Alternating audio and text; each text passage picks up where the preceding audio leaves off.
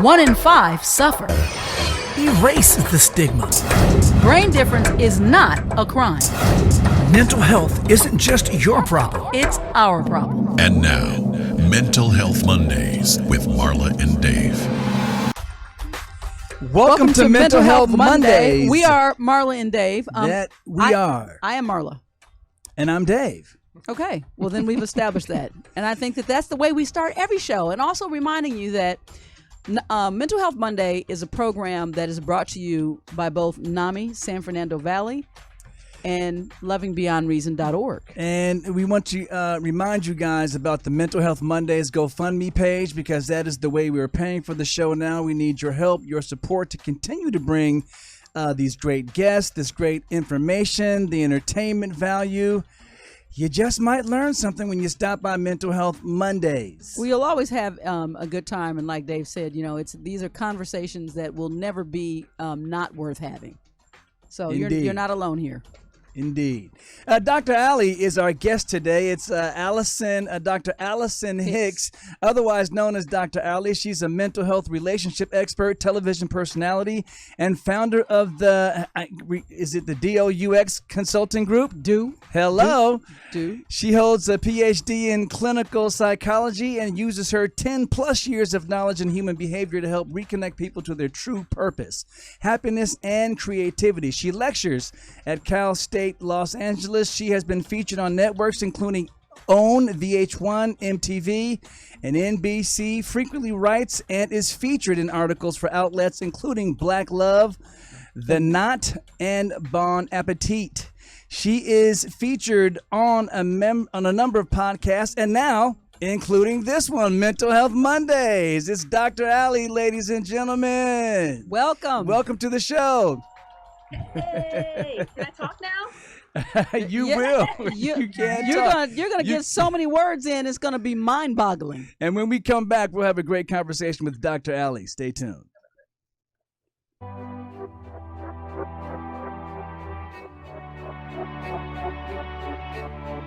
Help someone who is struggling by supporting the National Alliance on Mental Illness and be a part of the NAMI effect. Hope starts with you. Hey guys, listen up. Learn something. Well, you got your official welcome to Mental Health Monday.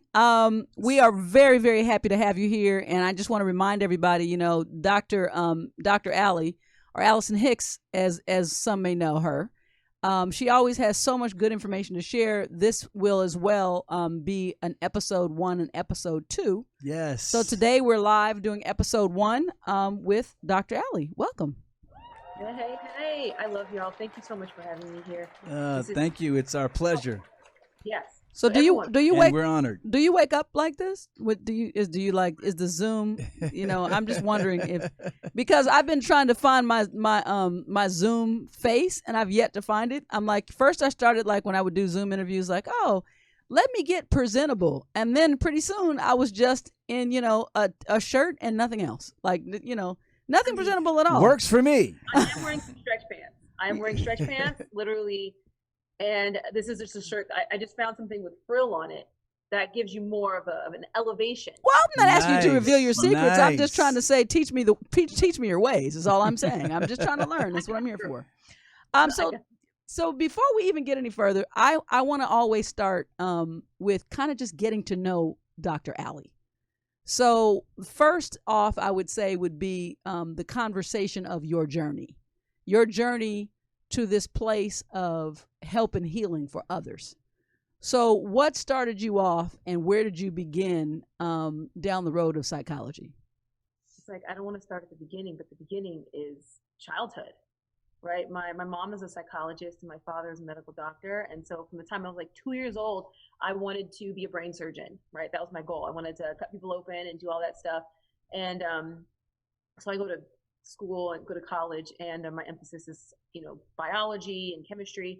And then I had a cadaver that was at our university, and everyone was really interested in what was going on with this cadaver. She was a male to female transsexual, and everyone was really interested in like the biology, but I noticed that I wasn't, and I was like really focused on her nail polish, right? And I was thinking, like, what was going on toward the end of her life that kept her from getting a manicure, right? And I was like really interested in her story. And obviously you don't get stories attached to cadavers that come into your programs.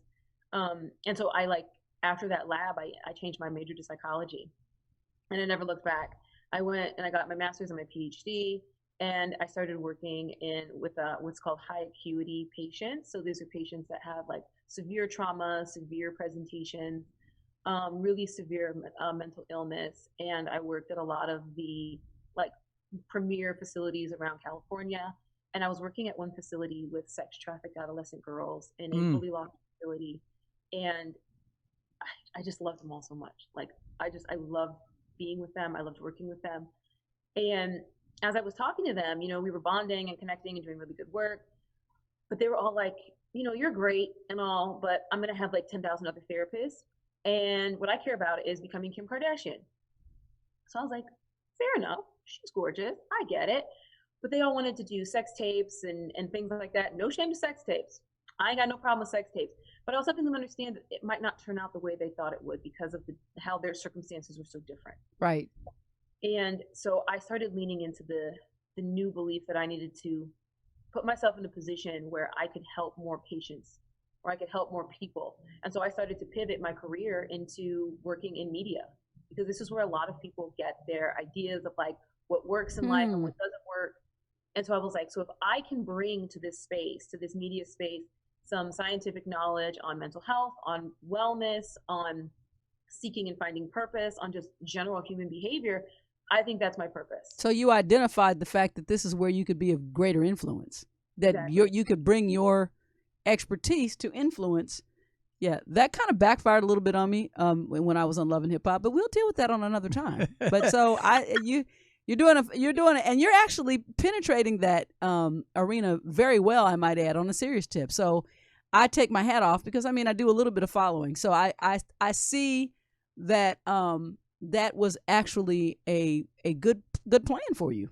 Absolutely. I do have one question, though. If you're dealing with a young girl who seems to have misplaced goals, and whose goal is to be Kim Kardashian, of course, Kim Kardashian is the only Kim Kardashian, so to have that goal is a little strange.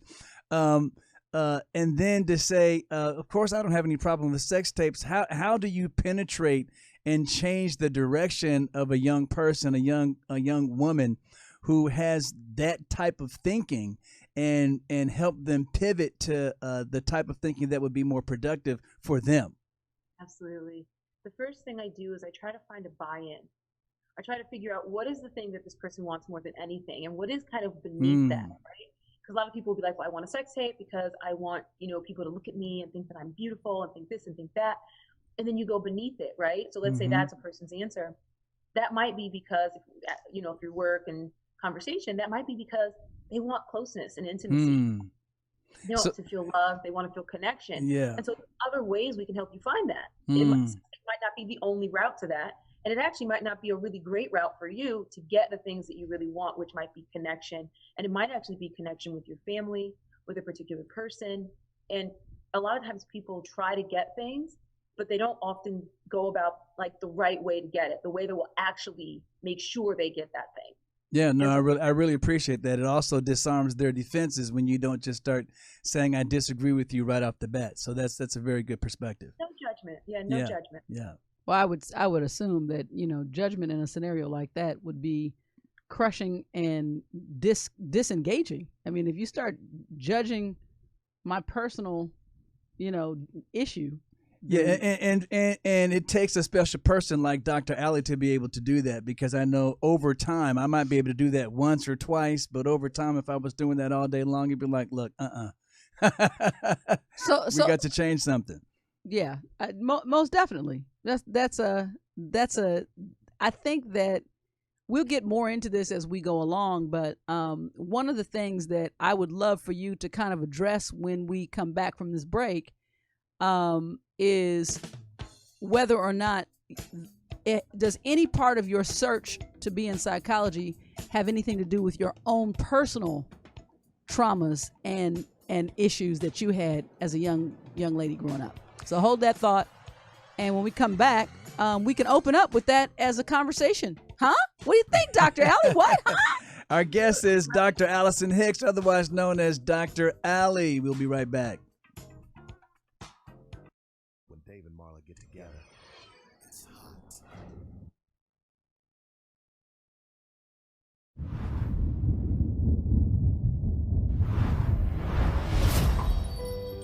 You may not realize it, but these words, often used to describe someone with a mental health condition, can be very harmful. In a country where 1 in 5 people are affected by a mental health condition, it's time for all of us to step up and change the conversation.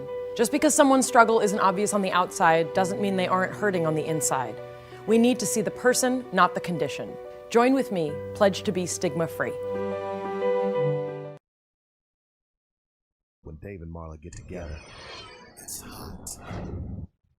It's time for the Mental Health Minute with Marla and Dave. Post-traumatic stress disorder, or PTSD, is a real illness. You can get PTSD after living through or seeing a traumatic event such as war, a hurricane, rape, physical abuse, or a bad accident. PTSD makes you feel stressed and afraid after the danger is over. It affects your life and the people around you.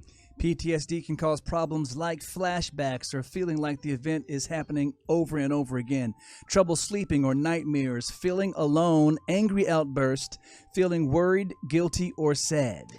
PTSD can happen to anyone, even children. Medicines can help you feel less afraid and tense. It might take a few weeks for them to work.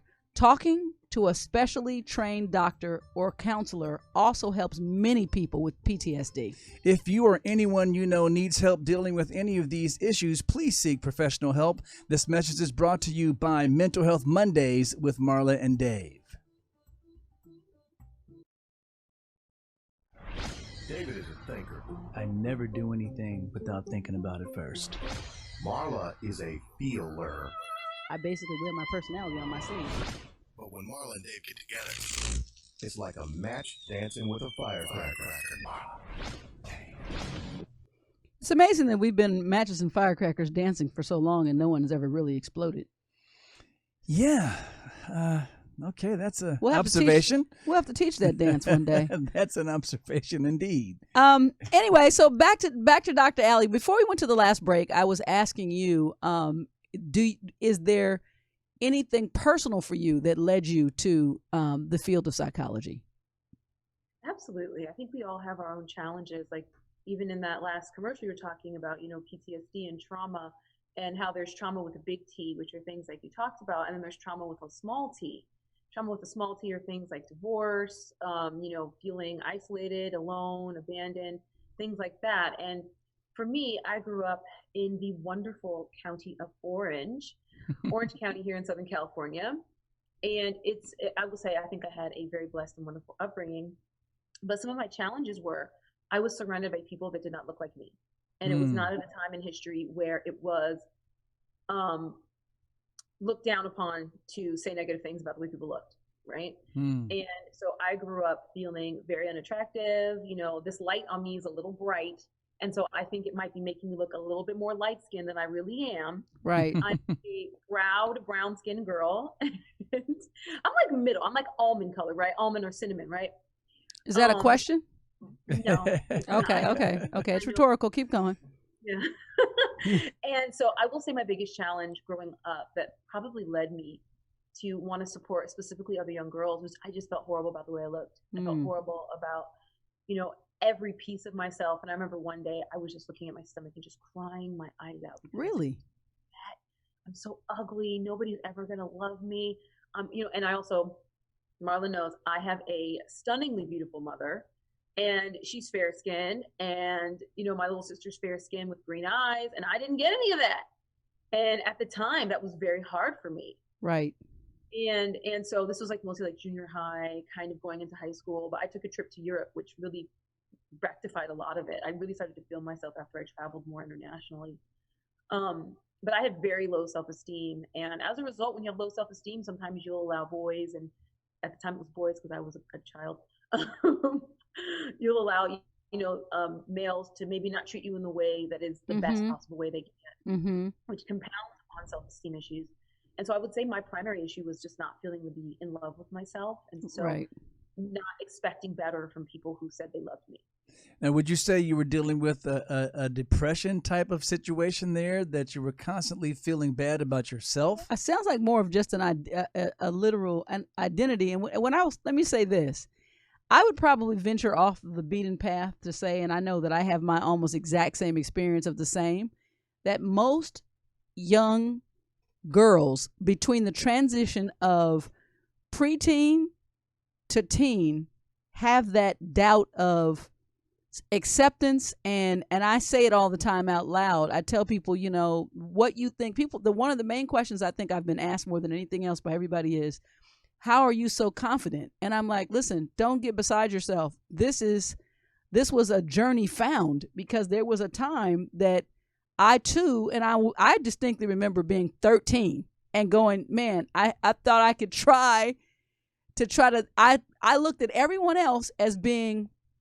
desirable or attractive, and then tried to judge what I wasn't. Like, oh, they wear makeup and I don't, and oh, I look frumpy because of my religious, expectations, and maybe if I wore shorter skirts, and then I just remember, as God blessed me, literally in a 2-week span, trying to like wake up every morning and put on makeup, and then hating myself even more and going, you know what? I'm done with Maybelline.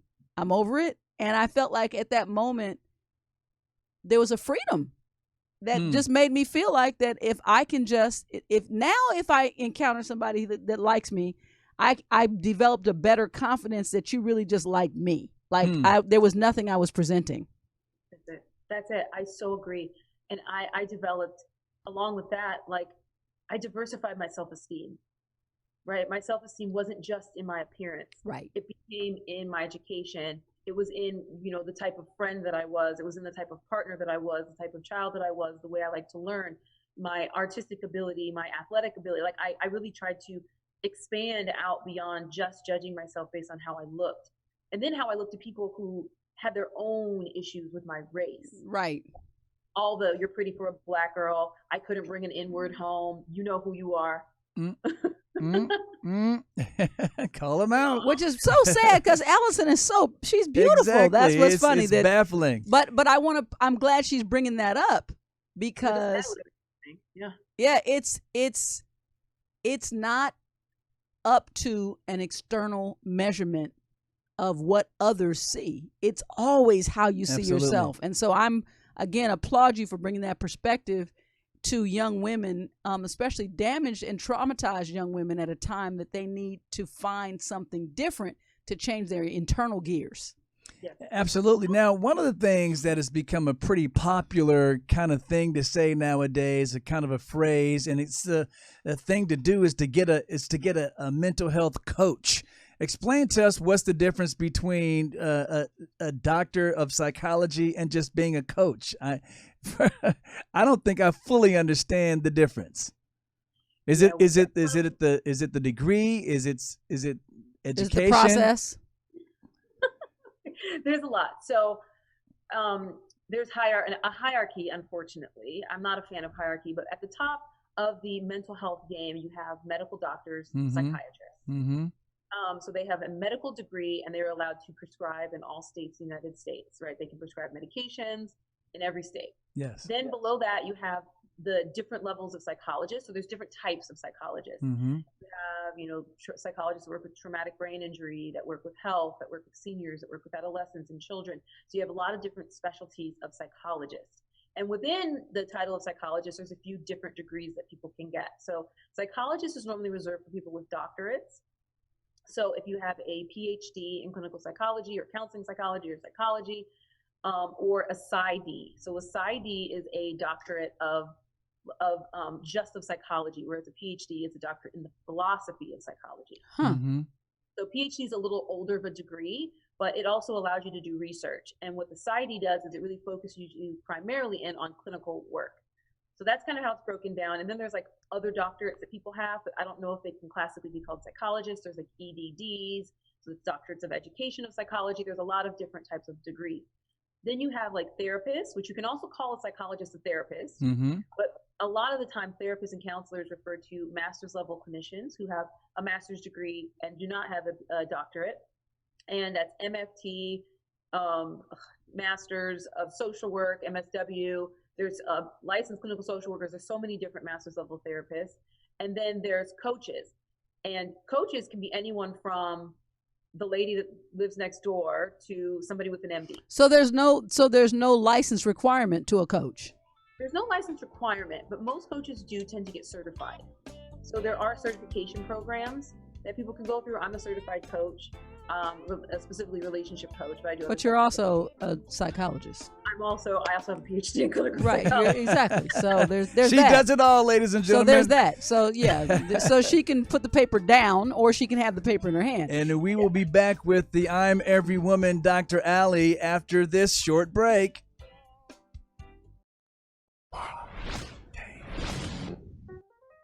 All right, the fun music, Marla, means it's time for me to do my dance. And that it's is the poll poll time. question time. Last week we asked you, what is the number of U.S. adults suffering with schizophrenia?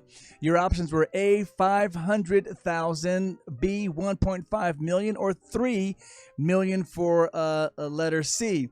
Dr. Allie, what do you think the answer would be? We'll ask it again. What number of U.S. adults do you feel are suffering with schizophrenia? 500,000, 1.5 million, or 3 million? Oh my God! Why are you guys asking me this? I would say a million. Because we want your answer. So it's 1.5, which was B, answered, 1.5 million. That is true. And that is why you have the paper and you can put it down. You see, it's just the information's in you. The poll question for next week is, Marla. Next week, the poll question is, what percentage of all global diseases are either mental, neurological, or substance abuse disorders? I'd like to repeat it again. Out of all the diseases, that mental maladies, a percentage of all global diseases are either their mental, neurological, or substance abuse disorders. And what percentage would that be? Your choices options are A, 3%, B, 7%, or C, 10%. Take a stab, Dr. Allie. Oh my God. I would say what were the percentages again? 3%, 7%, or 10%? 10%. Okay, well, we will find out next week. Way to leave you hanging. So you guys. And as usual, you guys, please stop by the Mental Health Mondays GoFundMe page and support us. We shall return. And vote. Poll question. All right. He said vote on what? Did we not just give you a new poll question? I was true. thinking the poll question. That's what I was thinking. All right.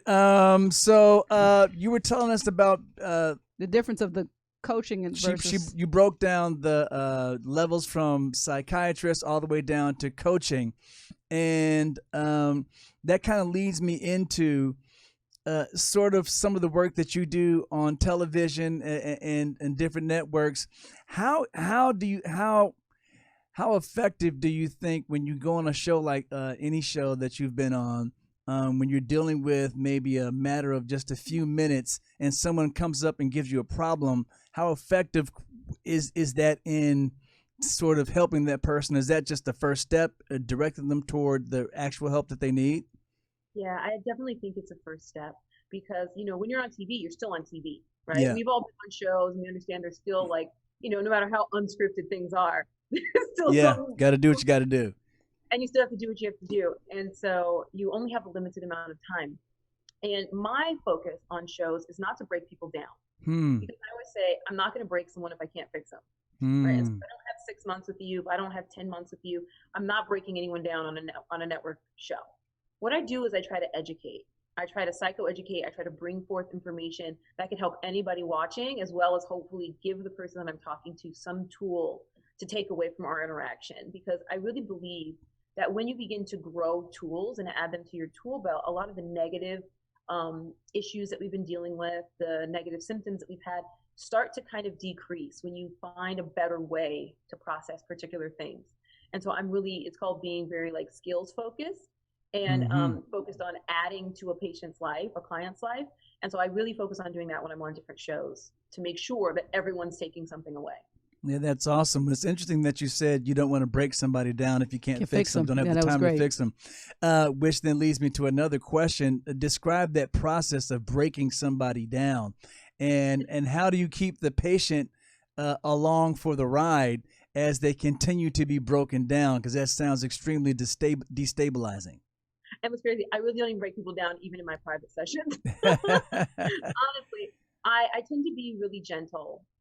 Because I feel like you can be aggressive, and some people might need that, and I'm not the therapist for them, right? I'm not the coach for them. If you need someone to be like, and you're messed up in this way, I'm not gonna do that. But what happens is, I guess the breakdown process, we may talk about something really difficult, right? We may talk about something that you're really vulnerable about, and for a lot of people, they've never talked to anyone else about this. So that's like as kind of as aggressive as my breakdown process gets. Exposure to oneself. Now you're being confronted with a conversation about this really difficult experience that you have. And I compare it to like 1970s monster movies. Yeah. Right? You watch The Crawling Eye or whatever, and this monster is always in the periphery, right? It's always sneaking up. It's always a shadow. It's always a blur. And that's what we do with our trauma. But when I like to work with people, I like to help them actually realize that the monster isn't that scary. When you actually see the eye in those movies and the monster, they're just a dude in a suit. You see the wires, you see the zipper, you see all the stuff that holds it together. It wasn't nearly as scary as you thought it was. Modern movies, entirely different. Terrifying. 70s movies, entirely different. But, and so that's part of my quote unquote, like if there were, the term breakdown, that would be what it is. It's just about really looking at these things squarely in the eye, but having that support and that structure of what do I do when I think about this thing? And now I'm overwhelmed with sad emotions. Now I feel like I'm going to cry until the end of the world, and I'm never going to stop crying. And I feel like I'm so low that I may never get out of bed. So now we have a few skills put in place that we've already kind of worked on in practice before we really had to look at this thing. So let me try one of these things out. Let me see if it works. Okay, right. Oh, this is good. And just kind of baby step, moving one step at a time. So every program that you outline is very much, it sounds like your information is also married to the unique individual and how they process. Is that accurate? Absolutely. And I was trained in Gestalt psychology, and in Gestalt, they talk about the phenomenological space, the interaction that you have with the person, like the conversation you and I, the three of us are having right now, will never be replicated ever again in history. Even if the three of us get together again, we're never going to have the same conversation. This is a unique. We could, if we just play this tape back, we could do it. No, I agree. We could just rewind, and then we could have this. Same conversation with her. It would be Dr. Allie, Marla and Dave, Mental Health Monday, Groundhog's Day. We could make that happen. No, yes, I totally understand. Absolutely, I get that fully. So listen, we're going to come back. I want you to give people. We're going to give. We want a little bit of your best advice, but we're going to do another episode with you, and in that we're going to lead into you walking us through where we are now, specifically based on what COVID and some things that you see and understand, and giving us some tools. Absolutely. So don't go anywhere. We'll be right back as we conclude episode 1 with Dr. Allie. Bad. What are you doing? Hurry. Worthless. Don't trust them. They'll hurt you. You're worthless. It's pointless.